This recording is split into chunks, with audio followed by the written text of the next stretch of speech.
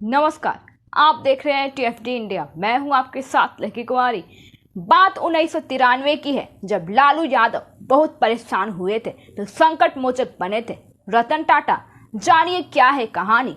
प्रसिद्ध उद्योगपति रतन टाटा का देहांत हो गया है और अब उनसे जुड़े कई किस्से सामने लाए जा रहे हैं। इस क्रम में बिहार के पूर्व मुख्यमंत्री लालू प्रसाद यादव की टाटा समूह तत्कालीन चेयरमैन रतन टाटा से नजदीकियां को लेकर बात 1993 की है, जब बिहार और झारखंड मिलाकर संयुक्त राज्य था। उस दौर में बिहार के मुख्यमंत्री लालू प्रसाद यादव थे।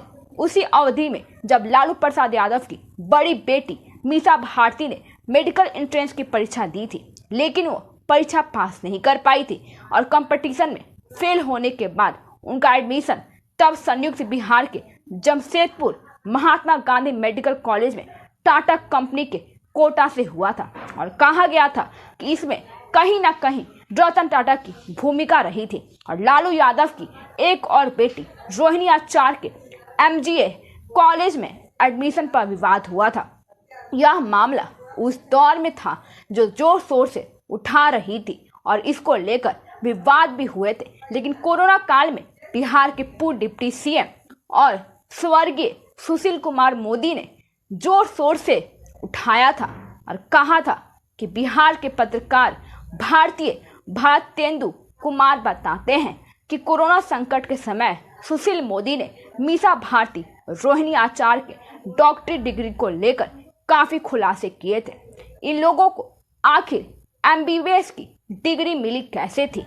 भारतेंदु कुमार ने कहा है कि अंग्रेज अखबार टेलीग्राफ में एक खबर छपी थी कि जिसमें 32 साल पुराना खिस्सा था, लेकिन टेलीग्राफ की इस खबर में यह बताया गया था कि वर्ष 1993 में मीसा भारती मेडिकल एंट्रेंस की परीक्षा में बैठी थी, लेकिन वो पास नहीं कर पाई थी और कंपटीशन में फेल होने के चलते सरकारी मेडिकल कॉलेज में उनका नाम नहीं लिखा पाया और उस समय बिहार झारखंड एक ही था। तब संयुक्त बिहार में जमशेदपुर के महात्मा गांधी मेडिकल कॉलेज में टाटा कंपनी का तब कोटा हुआ करता था और लालू प्रसाद यादव उसी समय बिहार के मुख्यमंत्री थे और पूरे देश में उनके नाम का डंका बज रहा था। टाटा कंपनी भी लालू जी की अदब मानती थी और टाटा मैनेजमेंट के कोटा पर मीसा भारती का महात्मा गांधी मेडिकल कॉलेज में एडमिशन हो गया था और लालू यादव की चलती थी और टाटा ग्रुप की भी नमस्तातक था। इस मामले को लेकर वरिष्ठ पत्रकार अशोक कुमार शर्मा कहते हैं कि उस समय लालू यादव की चलती की कोई सीमा न थी और अपनी बेटी की मेडिकल में नाम लिखवाने के साथ ही मंत्री इलियास हुसैन की बेटी आसमा परिवार की भी वहीं पर एडमिशन करा दिया गया था और उसी समय से लालू यादव के सबसे करीबी नेताओं में से एक इलियास हुसैन भी थे और मीसा भारती और आसमा परिवार जमशेदपुर के एमजीए मेडिकल कॉलेज में डॉक्टरी पढ़ने लगी थी।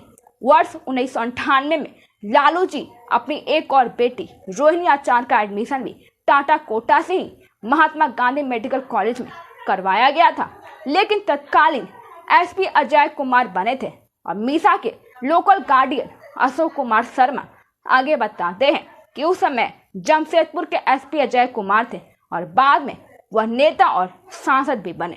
तब वो पटना में तैनात थे और लालू जी की उन पर काफी मेहरबानी हुआ करती थी और अब वो अजय कुमार पर भरोसा करते थे।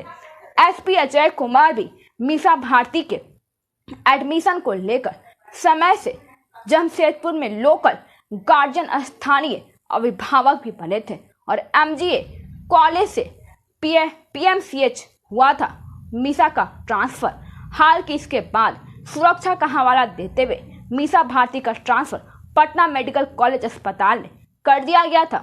उस समय राबड़ी देवी बिहार के मुख्यमंत्री थी। तब मीसा भारती के पीएमसीएच में ट्रांसफर होने के बाद विवाद खड़ा हो गया था और आरोप लगा था कि सरकार के प्रभाव में यह ट्रांसफर किया गया है।